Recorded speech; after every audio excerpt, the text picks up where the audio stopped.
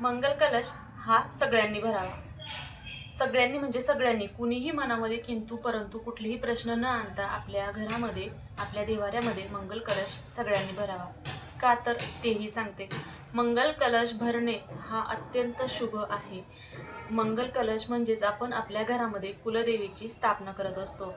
बरं, आता मंगल कलश भरावा, पण तो कसा भरावा हा प्रश्न बऱ्याच मैत्रिणींना पडत असेल. शिवाय ते भरल्यानंतर काय होतं आणि कुलदेवीची कृपा आपल्याला कशी प्राप्त होते, शिवाय तो भरायचा कसा, त्याचे काही नियम, काही अटी, शिवाय त्या मंगल कलशातलं पाणी कधी बदलायचं, तांदूळ कधी बदलायचे, ही सर्व डिटेल इत्थंभूत माहिती मी तुमच्यासोबत आज शेअर करणार आहे. त्यामुळे मैत्रिणींनो, व्हिडिओ शेवटपर्यंत पहा. आणि व्हिडिओ जर आवडला तरच आपल्या चॅनलला लाईक, शेअर आणि सबस्क्राईब नक्की करा. तर मैत्रिणींनो, मंगल कलश सगळ्यात आधी आपण हे पाहूया की का भरावा.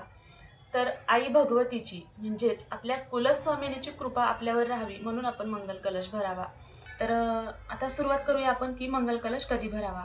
तर मंगल कलश भरताना आपण सुरुवात मंगळवारी किंवा एखाद्या शुक्रवारी करावी, किंवा एखादी पौर्णिमा, त्या पौर्णिमेलाही तुम्ही मंगल कलश भरण्याची सुरुवात करू शकता. किंवा तुम्ही आत्तापर्यंत मंगल कलश भरलेला नसेल आणि तुम्हाला वाटत असेल की आपण एखाद्या शुभ मुहूर्तापासून सुरुवात करावी, तर तुम्ही पौर्णिमेला शुभ मुहूर्त असतो त्यावेळेस करू शकता. किंवा तुम्ही आता अजून 1-2 महिन्यानंतर नवरात्र येईल, त्या नवरात्रामध्ये सुद्धा तुम्ही मंगल कलश भरू शकता. तर मंगल कलश भरताना सगळ्यात आधी आपण तयारी काय करायची, तर तुम्ही नागिनीची पानं आणू शकता. त्यासाठी नसेल तुम्हाला नागिनीची पानं भेटली तर तुम्ही अगदी आंब्याची पानं सुद्धा वापरू शकता. एक श्रीफळ लागेल, त्यासोबत थोडेसे तांदूळ लागतील, अक्षता लागतील, हळदी, कुंकू, एक पैसा आणि एक सुपारी, असं एवढं साहित्य आपल्याला कलश भरताना पुरेसं आहे. तर आता तो का भरावा, तर मंगल कलश हा आपल्या कुलस्वामिनीचं प्रतीक असतं, त्यामुळे तो आपण भरावा. घरामध्ये शांतता, सुख, समाधान हे आई भगवतीच्याच कृपेने येतं. आणि कितीही इतर देवांची पूजा केली आणि जर आपल्याकडून कुलदेवीची पूजा होत नसेल, दैवताची पूजा होत नसेल, तर आपली बाकीची जी काही पूजा केलेली असेल तिचं फळ आपल्याला भेटत नाही. म्हणजे आपण अगोदर कुलदेवी आणि कुलस्वामी जे आहे त्यांची पूजा करणं आपल्या घरामध्ये आवश्यक आहे. म्हणून जर तुम्हाला कुलदेवी माहीत सुद्धा नसेल तरी सुद्धा तुम्ही मंगल कलश भरू शकता. तर मंगल कलश म्हणजेच आपण थोडक्यात आपल्या घरामध्ये कुलदेवीची स्थापना करत असतो. तर कसा भरावा हे मी तुम्हाला डिटेल्समध्ये सांगणार आहे. तुम्ही ॲक्च्युअलमध्ये भरून दाखवणार आहे. तर चला आपण करूया मंगल कलश भरण्यासाठी सुरुवात. आणि त्या मंगल कलशातील तांदळाचं काय करायचं, पाण्याचं काय करायचं, ते पानं कशी बदलायची, कोणत्या वारी बदलायची, हे सुद्धा तुम्हाला मी कलश भरताना सांगणार आहे. त्यामुळे व्हिडिओ शेवटपर्यंत पहा. चला तर मग करूया सुरुवात. तर पहा, अशा पद्धतीने आता माझी देवपूजा तर झालेली आहे आणि या पाटावरतीच मी इथे कलश स्थापना करते, कारण मंदिरामध्ये जागा होत नाही म्हणून मी इथे समोरच कलश मांडणार आहे. चालतं असं काही नाही की मंदिरातच बसवावं, मंदिराच्या बाहेरही मी इथं कलश ठेवू शकते किंवा या बाजूलाही ठेवू शकते. फक्त आठ एकच आहे की देवांच्या उजव्या बाजूला कलश बसवायचा. आता ही माझी दिशा आहे, पूर्व दिशा आहे आणि पूर्व दिशेला हा ईशान्य कोण आहे. ईशान्य कोण ही जलतत्वाची बाजू आहे, म्हणून शक्यतो कलश भरताना जलतत्वाच्या बाजूला कलश आला पाहिजे, ही नियम पाळून तुम्ही कलश भरू शकता. आता उदाहरणार्थ तुमचा जर पश्चिम दिशेला देवारा असेल तर तरी तुमचं ईशान्य कोपऱ्यामध्ये जलतत्वाच्या याच्यामध्ये कलश येणार नाही. आता माझ्याकडे इथे छोटासा पाट आहे, तो पाट मी इथे ठेवलेला आहे. आणि शक्यतो कलश भरताना आपली जी कुलस्वामिनी आहे त्यांच्या नावाचा जप करायचा. किंवा तुम्हाला जर कुलस्वामिनी माहीत नसेल अशा वेळेस तुम्ही श्री कुलदैवताय नमः, श्री कुलदैवताय नमः, श्री कुलदैवताय नमः असा सुद्धा जप करू शकता. किंवा मग ओम ऐं ह्रीं क्लीं चामुंडाय विचे हा 9 मंत्र सुद्धा म्हणू शकता. तर तुम्ही इथे कुलदेवतेचा समजा तुमची कुलस्वामिनी रेणुका माता असेल तर ओम श्री महालक्ष्मी नमः. समजा तुमची महालक्ष्मी असेल तर रेणुका माता असेल तर ओम श्री रेणुका माते नमः असंही तुम्ही जप करू शकता. नसेलच माहिती तर ओम श्री कुलस्वामिनी माते नमः, ओम श्री कुलस्वामिनी माते नमः. किंवा मग ओम ऐं ह्रीं क्लीं चामुंडाय विचे असा 9 मंत्र आहे, त्याचा जप करत तुम्ही कुलदेवीचा कलश भरावा. आता मी इथे मध्ये बोलते कारण मला तुम्हाला सांगायचं आहे. पण शक्यतो मंगल कलश भरताना कुठल्याही एका मंत्राचा जप करावा आणि म्हणजे कुलदेवतेशी संबंधित आणि मग कलश स्थापना करावी. सगळ्यात आधी इथे घ्यायचा आहे तांदूळ आणि तांदळावरती इथे अक्षता घेतल्यानंतर त्यामध्ये हळदी कुंकू ठेवायचं आहे. सफेद तांदूळ कलशाच्या खाली ठेवू नये किंवा मग तुम्ही असे ह्याला हळदी कुंकू लावून ह्याला लाल करून घेऊ शकता किंवा मग साधं इथे कुंकू आणि हळद त्यामध्ये घालून घेऊ शकता आणि मग ही प्लेट इथे ठेवायची आहे. त्यानंतर ज्या कलशाचीच तुम्हाला स्थापना करायची आहे तो कलश घ्यायचा आहे. इथं मी स्वच्छ पहा घासून पुसून घेतलेला आहे. यामध्ये स्वच्छ पाणी घ्यायचं आहे आणि या पाण्यामध्ये तुम्ही सगळ्यात आधी स्वस्तिक काढून घ्यायचं आहे. तर स्वस्तिक काढताना मी इथे पहा थोडंसं कुंकू घेतलं आहे, थोडीशी हळद घेतली आहे आणि त्यामध्ये आता इथे मी पाणी मिक्स करून थोडंसं ओलं करून घेते, कारण इथे आपण त्या कलशावरती स्वस्तिक काढणार आहोत म्हणून मी इथे थोडंसं पाण्याने ओलं करून घेतलं आहे. आणि या बोटाने आपला हा जो अनामिका आहे या बोटाने इथे स्वस्तिक काढून घ्यायचा आहे. तर पहा या पद्धतीने तुम्ही स्वस्तिक मंगल कलशावरती काढायचा आहे.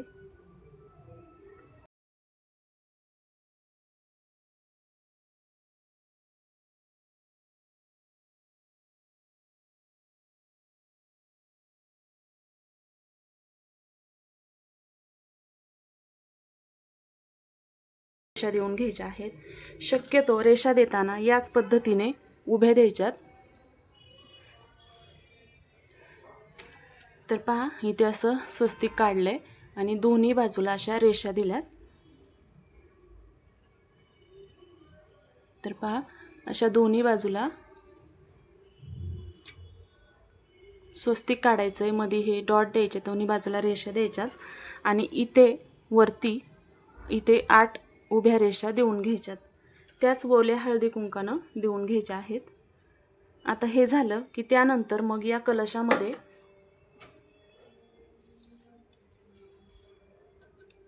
इथे कुंकू, हळदी, अक्षता घालून घ्यायच्या आहेत. त्यानंतर आपल्याकडे एखादा 1 रुपयाचं एक नाणं घ्यायचं आहे, एक सुपारी घ्यायची आहे आणि एक छोटंसं फूल घ्यायचं आहे, ते यामध्ये अर्पण करायचं आहे. आता त्यानंतर इथे मी आंब्याची पानं घेतलेली आहे. तुम्ही 5, 7, 9 अशी पानं वापरू शकता. आता मी पहा इथे 5 पानं घेतलेली आहेत आंब्याची. तर माझ्याकडे आंब्याची अवेलेबल होती म्हणून मी आंब्याची घेतलेली आहे. तुमच्याकडे नसतील तर तुम्ही इथे नागवेलीची पानं किंवा त्याला खाऊची पानं म्हणतात ती तुम्ही इथे ठेवून घ्यायची आहे. त्यानंतर घ्यायचं आहे इथं श्रीफळ. आता श्रीफळ पहा, जी आपली ही बाजू आहे, हा भाग आहे. आता हे मी पुजलेलं होतं, हा भाग आहे पहा, शेंडीचा भाग आहे, तो वरती ठेवायचा आणि हा भाग कलशामध्ये ठेवायचा आहे. शेंडीचा भाग नेहमी उभा ठेवतात कलश भरताना, ही गोष्ट लक्षात ठेवा. हे पाहून घ्यायचं आहे अगोदर व्यवस्थित. हा पहा शेंडीचा भाग आहे आणि हा भाग खालचा आहे, जिथं नारळ असतो तिथे वरती शेंडीचा भाग वरती ठेवायचा आहे. आणि मग हा कलश, ही पानं ह्या कलशाला या पद्धतीने अशी लावून घ्यायची आहे आणि मग हा कलशावरती हा श्रीफळ या पद्धतीने ठेवून घ्यायचा आहे.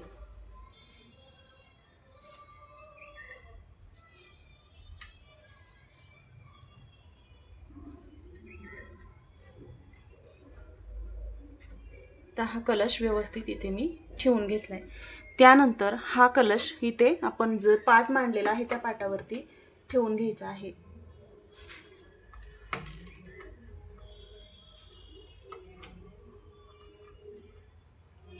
तर अशा पद्धतीने कलश माझा ठेवून झालेला आहे. त्यानंतर आता आपण सगळ्यात आधी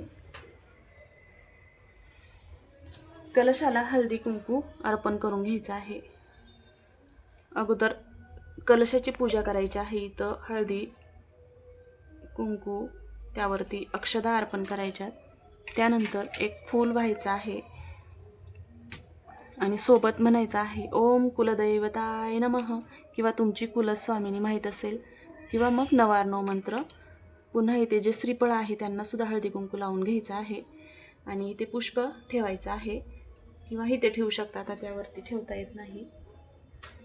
ओम ऐं ह्रीं क्लीं चामुंडाय विचे ओम ऐं ह्रीं क्लीं चामुण्डाय विचे, ओम ऐं ह्रीं क्लीं चामुण्डाय विचे, ओम ऐं ह्रीं क्लीं चामुण्डाय विचे, ओम ऐं ह्रीं क्लीं चामुण्डाय विचे. त्यानंतर पहा मी इथे कुलस्वामिनीसाठी हा गजरा आणलेला होता, तो इथे मी अर्पण करून घेते. तुमच्याकडे जर गजरा नसेल तर तुम्ही अशा पद्धतीने एखादं छोटंसं फूलसुद्धा अशा पद्धतीने वरती ठेवू शकता.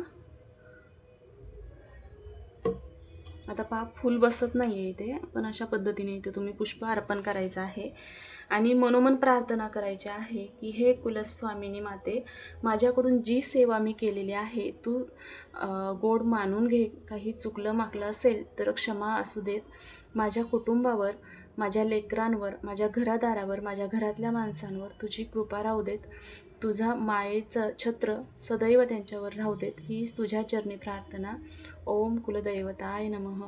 माझ्या घरामध्ये सुख, शांती, समाधान, आयु, आरोग्य, वैभव, सौभाग्याची भरभराट तुझ्या कृपेने होत आहे आणि ती अखंड ठेव. आमची वंशवृद्धी होत राहू देत. घरात सुख समाधान नांदू देत. ही कुलस्वामिनीच्या चरणी प्रार्थना करायची आणि मग ही कलश स्थापना करायची आहे. आता जसं की मी तुम्हाला म्हटलं होतं की कलश स्थापना केल्यानंतर त्या कलशातील तांदळाचं काय करायचं, तर ज्यावेळेस तुम्ही हे तांदूळ जे आहे कलशातलं ते तांदूळ तुम्ही महिन्यातनं एकदा बदलायचं आहे, पौर्णिमेला बदलायचं आहे आणि कलशातलं पाणी आहे ते आठवड्यातनं एकदा बदलायचं आहे. तुम्ही एक वार ठरवून घ्या किंवा तुम्ही आठवड्यातनं दोनदाही बदलू शकता. असं काही नाही की एकदाच बदलावं. तुम्ही आठवड्यातनं दोनदा म्हणजे मंगळवारी, शुक्रवारी बदलू शकता किंवा तुम्ही पौर्णिमेलासुद्धा कलश बदलायचा आहे. पौर्णिमेला तर बदलायचा म्हणजे कलशातलं पाणी झाडांना घाला, थोडंसं घरामध्ये शिंपडायचं आहे कुलदेवीचा आशीर्वाद म्हणून. उरलेलं पाणी झाडांना आपले ज्या कुंड्या असतील त्यामध्ये घालून घ्या. जी पानं आहेत ती कुंड्यांमध्ये टाका. पायाखाली येऊ द्यायची नाही, फक्त पानं फुलं ही जे काय आहे कुंड्यांमध्ये टाका किंवा एखाद्या झाडाच्या बुंद्याशी टाकून द्या ही पानं. आणि पाणी झाडांना घालायचं आहे आणि श्रीफळ आहे ते आपण तेच प्रत्येक वेळेस तेच वापरायचं, म्हणजे मंगळवारी शुक्रवारी दरवेळेस बदलायचं नाही, तेच वापरायचं. जर समजा आपल्या श्रीफळाला कोंब आला असेल अशा वेळेस हे श्रीफळ आपण एखाद्या कुंडीत लावू शकता किंवा एखाद्या मंदिरात जाऊन लावायचं किंवा आपल्याकडे घर शेत असेल तर तुम्ही तिथेही लावू शकता. आणि समजा जर श्रीफळ खराब झालं, म्हणजे बऱ्याच वेळा काय होतं की बुरशी येते किंवा त्यातलं पाणी संपतं, अशा वेळेस तुम्ही तो नदी पात्रामध्ये विसर्जित करू शकता. जर तुमच्या जवळ आसपास नदी नसेल अशा वेळेस तुम्ही एखाद्या झाडाशी बुंद्याशी सुद्धा ते ठेवू शकता किंवा मग झाडाच्या बुंद्याशी थोडीशी माती उकरून त्या मातीमध्ये सुद्धा ठेवायचं आहे, म्हणजे आपल्या कुलस्वामिनीचा अवमान होणार नाही. पण जर कोंब फुटला तर तुम्ही तो लावू शकता किंवा तडा गेला असेल तर तुम्ही तो नदीत विसर्जित करू शकता. तर अशा पद्धतीने तुम्ही यथासांग कुलदेवीची पूजा करायची आहे. आपण मनापासून केलेली पूजा ही देवाला मान्यच असते. फार तुम्ही फुलं नका वाहू, तुम्ही गजरा नका आणू, साधा कलश जरी भरला, फक्त थोडंसं प्लेटमध्ये तांदूळ ठेवून त्या तांदळावरती हा कलश भरला, त्यात अक्षदा, हळदी, कुंकू, सुपारी, पैसा ठेवला, एखादं फूल जरी अर्पण केलं तर ती आई भगवती प्रसन्न होते आणि आईची आपल्या लेकरांवर कृपा सदैव राहते. तर अशा पद्धतीने मंगल कलशाची स्थापना कशी करावी आणि कधी करावी, त्यातल्या पानाफुलांचं काय करावं, तांदळाचं काय करावं हे मी तुम्हाला डिटेलमध्ये सांगितलेलं आहे. तुम्हाला जर व्हिडिओ आवडला असेल तर व्हिडिओला लाईक करा, शेअर करा आणि आपल्या चॅनलवरती नवीन असतात तर चॅनलला सबस्क्राईब नक्की करा. चला तर भेटूया नवीन व्हिडिओमध्ये. तोपर्यंत ओम श्री कुलदैवताय नमः.